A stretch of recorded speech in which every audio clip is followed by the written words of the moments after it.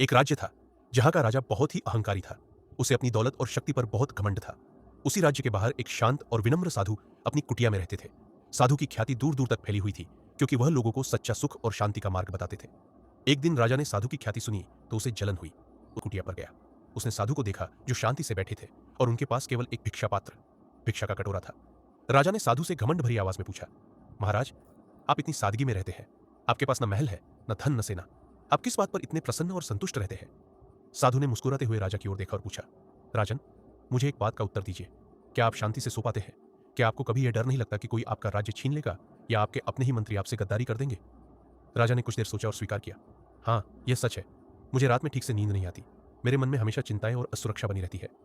तब साधु ने कहा, राजन, आपकी संपत्ति और शक्ति जितनी बड़ी है, आपकी चिंताएं और डर भी उतने ही बड़े हैं। मेरी संपत्ति क्या है? केवल यह एक भिक्षा पात्र जो कभी भी टूट सकता है या खो सकता है। मेरी कोई चिंता नहीं है, न मुझे किसी के छीन लेने का डर है, न मुझे किसी को धोखा देने का डर है। मेरा सबसे बड़ा धन मेरी शांति और संतोष है। साधु ने आगे कहा, आपका शरीर सोने के आभूषणों से ढका है, लेकिन आपका मन चिंताओं के बोझ से ढका है। मेरा शरीर साधारण वस्त्रों में है, लेकिन मेरा मन चिंता मुक्त है। राजा को यह बात सुनकर गहरा झटका लगा। उसे एहसास हुआ कि उसका सारा धन और शक्ति उसे सच्चा सुख और शांति नहीं दे पाए।